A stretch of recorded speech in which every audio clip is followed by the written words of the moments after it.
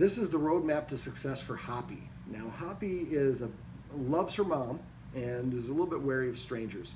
So she's not probably the most enthused to be on my lap right now, but I always like to have a dog on my lap for the roadmap to success. So we can create a positive association. Nope. And so she turns her nose up at treats and she's full, that's one thing. But if she's still interested or still is not full and she doesn't take a treat, that usually is an indication that maybe she's a little bit overwhelmed. I think she's tired. She's got her cold medication, and we've just done a lot of stuff with her. So basically, I wanted to talk about the things that the Guardian needs to work on, so she has a video to reference over the next couple weeks as she works with Hoppy.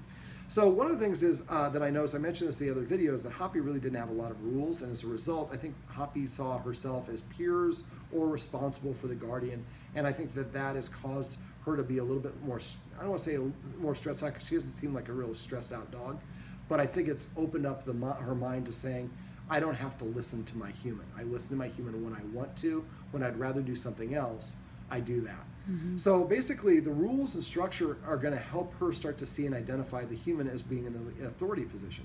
Now, one of the first things I recommend is always following through. If I ask the dog to sit and it doesn't sit, I'm going to get up and follow the dog.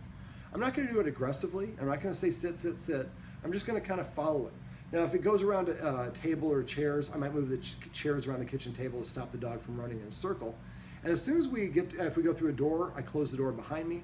And eventually we get to a position where the dog has no more room. And then at about 10 feet away, I bark out the original order, sit, or whatever the original order is. As soon as the dog does it, then I walk away. The dog has to understand that from now on, the human is willing to stop what they're doing and follow through to get their way. Once the human has done that enough, then the dog will start to listen faster and realize that no matter what, I'm going to do what the human's asking me to do. So I might as well just go ahead and do it right away. Rules that we can incorporate. Hoppy, there we go. Now she's nice and relaxed. So one of the rules I suggest is no furniture for at least 30 days or as long as these problems are still going on. There we go. That's a good sign of being more relaxed. And then once we've gotten to the point where we're allowing the dog on the furniture, it's only with permission and only for good behavior, not for whenever the dog wants to. For dogs, the higher they sit, the more rank or status they have. So simply helping her go on the dog beds is going to help her see and respect the humans a little bit more. Now for the dog beds, we're just going to toss a treat on the dog bed. When the dog walks over and touches it with their lips, we're going to say porter or whatever the term is that we use for the dog bed. And we're going to do that with about 10 or 15 treats for each one dog once a day. And I just do one dog bed, focus on it, until eventually you can say porter and the dog goes over there expecting to get the dog treat. Let me see, other rules we incorporate, making the dog sit before we go in and out of doors. She struggled with this at the going out the front door. So if I go to the door and say sit, and the dog doesn't sit, I walk away, wait 1 minute, and then go back and give the dog the command one more time, sit. And I only say it once. If the dog doesn't say it, doesn't comply, I walk away, this time for 2 minutes, next time for 4 minutes, next time for 8 minutes. So each time she doesn't comply, she has to wait twice as long before she gets another opportunity to comply the first time.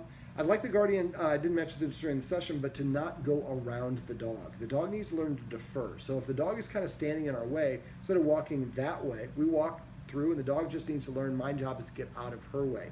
Leaders don't defer to followers. So if we walk around her, that's another way of telling her, yes, you don't have to listen to me. Let me see, I'd like the Guardian to use passive training, especially passive training for this dog. She does not like to come, so I suggested we change the word from come to hear, because we've been using the word come too much, and the more you use a word, the less the dog will listen to it. So when the dog comes to me on its own accord, I'm going to reach over and pet her, and I'm just going to say the word here. This is going to happen a lot over and over the course of throughout the day. Every time she does it, we reach over, we pet her within that 3-second window. Remember, you have 3 seconds to pet her, reward, or correct your dog for them to understand why they're being petted or corrected. After they get petted, then they go back to doing what they're doing.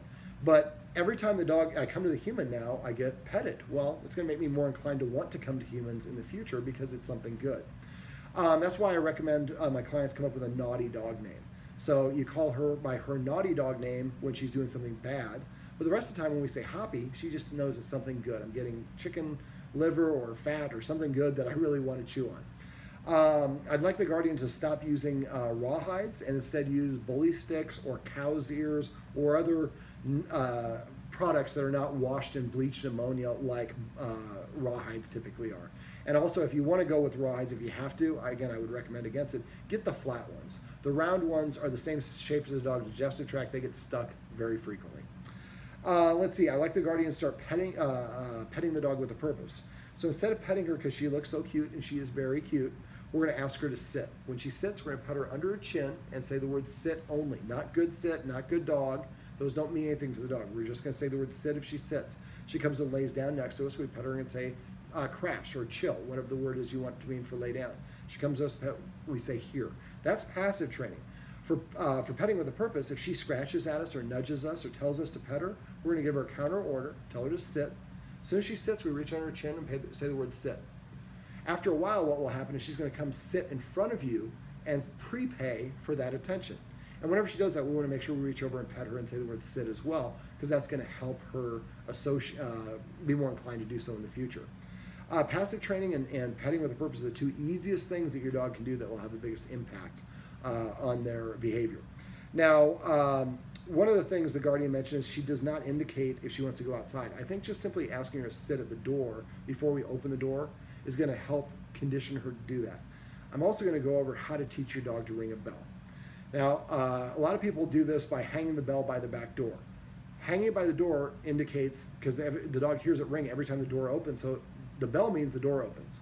What I do is jingle bells is what you usually have to do. Take it out with you. As soon as your dog starts to pee or poop, gently start ringing it. And ring it for the duration of the dog peeing or pooping. When the dog gets done, I clamp it, and I crouch down like a catcher, and in a crouched position, I have a treat. I reach the treat out and offer the treat to the dog, and as soon as it touches it with its lip, I start jingling it as well. So this starts to associate the jingle with the act of pooping, because I hear it during the act of pooping or peeing, and I also hear it during the reward stage. After doing this for about a week or two, then what I do is I hang the bell next to the door, but not on the door, so it doesn't make a sound when the door opens. And then every time I let the dog go outside, I either take the dog's paw and I hit the bell, or I take a toothpick and just put the tiniest of dab of peanut butter on that bell. If you put too much, they'll don't want to go outside, they just want to lick the bell. Put a little bit, they go and they smell it, they lick it, nudge it. As soon as you hear that bell, you open the door and let the dog outside. And then we take, in this case, we have to take the dog for a walk, but for her, we have a fenced-in back front yard. So as soon as that bell rings, we open the door and take the dog out, we put it on a leash, and then we take it, and then we have a bell with us, but make sure the bell is not ringing as you're walking around. So the dog only hears the bell ringing while it's in the act of peeing or pooping, or while it's getting a treat rewarded to it. Let me see, feeding. I'd like the Guardian to start feeding the dog or feeding herself before she feeds the dog. We're going to give the dog permission to eat after we eat. The dog has 3 minutes to eat. If she eats a little bit, and as soon as she walks away, we pick up the bowl, we dump the food out of the bowl and put the empty bowl back down on the ground, and she does not eat again until the next meal. If she holds out, don't cheat for her, because hunger becomes your ally. Let me see what else. We worked on the focus exercise. Now, she was she's a little tired and lethargic, so she didn't do a great job of that. So if you go to doggoneproblems.com and click on the dog training tips tab, there'll be a search box on the right side. If you're looking online, it'll be over here. You can type in focus, and I'll have about 20 videos where I've taught other dogs to focus, where you can watch those and see those write-ups where we go through that. Remember, at first we go 1 second, 1 second. We'll raise it from our knee and then take an angle, go to the dog's mouth, say the word focus when it goes into her mouth. But eventually, after we've been doing this, practicing in a while, it's 1 second, 20 seconds on the next treat. But again, we're going to do it very progressively. So watch the video, it'll explain it in greater detail. Walking her, we're going to use the structured walk and the 4 rules for the structured walk that I went over in the other video. Try to walk her whenever possible. When she's whiny and she wants to find somewhere to hide her bone, if she whines, we can use the first escalating consequence of that hiss. Make sure we hiss in an appropriate way so it's matching her energy. Okay. Nope, she's like, nope, you were on my lap. We'll put it right there. She was on my lap, the other way, not the way around. That would be painful for her. But the last thing I want to go over is she's fearful of men. So one of the things I'd like the Guardian to do is find a place where a lot of people are going to be walking by. Not necessarily with dogs, but dog friendly, so she can have the dog.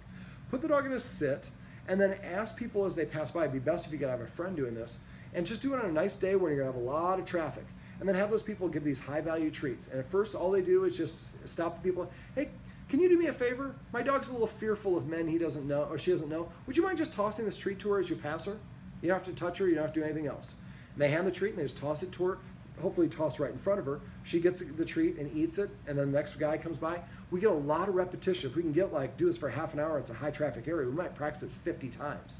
If you do that 3 or 4 days, after 3 or 4 days, she'll start approaching the men because she knows she's going to get a treat. Now, when she gets to the point where the men will take them out of her hand, this is confrontational. Front facing, sideways is approachable. So the best thing that the men could do would be to kind of crouch down and hold it out to the side and keep their eyes here. And lower it low enough so you can come over and take it.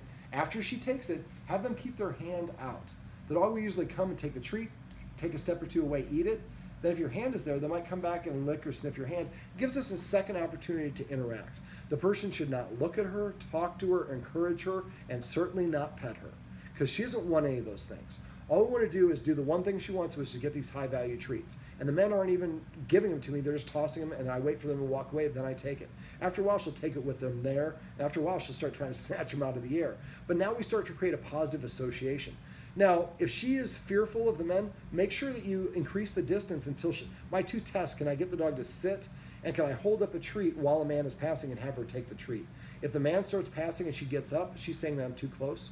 Or I'm holding the treat and the man comes by and she looks around it and doesn't show interest in the treat, she's saying it's too intense for her. So we want to increase the distance to a distance where she feels comfortable, and they toss the treat. That's why we toss it from a distance. Now, if you have a male house guest, does she know how to catch? I don't think so. Treat? Well, to teach a dog to catch, most people go like 1, 2, and then we throw out the third one. That screws the dog up. They're expecting it each time. So just go toss. Just toss in your first one. And do this at home when it's just you, when she's hungry. Toss the treat and do a good toss. So it's all she has to do is open her mouth and it pretty much falls in her mouth.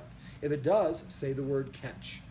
If she doesn't and bonk and hits the ground, make sure you pick it up. Careful with your finger. Because if she can just pick it up the ground, I have no incentive to eat it. I had a guy whose dog was in Santa Monica, was very fearful of the dad. And so what we did was we just had the dad sit there and toss treats to the dog. At first the dog was like 10 feet away. Within a couple of days, the dog was sitting right in front of him. He's just like tossing the treat. It's a game. So you throw treats in my mouth. I love the treats. And now I'm doing something with the person that I didn't like before. So now I start to create a positive association. Now the dad can have the dog sitting on his lap and is completely calm. So that's another way to interact and get the dog going forward. Now, for other dogs, she doesn't like having other dogs sniff them. She doesn't mind sniffing other dogs. So what I would do is look for a dog that's about her age, or excuse me, her size and her energy level, and start walking them together on a regular basis. Now, we're doing the structured walk, so neither of the dogs are in front of the other with the people in between. They don't have to interact at all. We want to get to the point where they're trying to pull towards each other and it's mutual, not just one dog wanting to go. And then when we get to the point where they want to do that, then we're ready to just have them start meeting or take the next step. The next thing I would do is after we walk for a little while with them front side by side, move the guardian and Hoppy behind the other dog.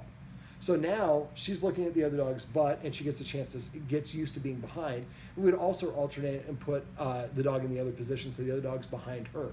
Now, a lot of times that causes this and they look around and they want to squirt ahead. So that's why it's something we might have to walk several times before the dog is comfortable enough with that dog to have that dog approaching.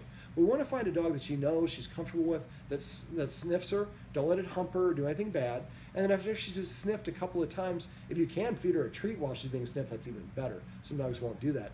But we want her just to build up her social skill set so she understands being sniffed is just a way of a dog greeting me, because that is how dogs greet each other. And if she won't let other dogs sniff her and she sniffs them, that will cause some problems with some other dogs as well, and also stifling her social development. Okay, I'm sure I'm leaving some things out of this roadmap to success, but the Guardian, I'm going to give her my personal cell phone number. Just like all my clients, I always invite people to call. I want you to call or text me if there's a problem. I can only help you if you let me know. Mm-hmm. Most of my clients, I can simply do a quick phone call without needing to come out for another session and make some modifications, techniques, and exercises and solve the problem. Mm-hmm. So, all right, well, this is Hoppy's roadmap to success. Remember, everything that you do trains your dog. Only sometimes you mean it.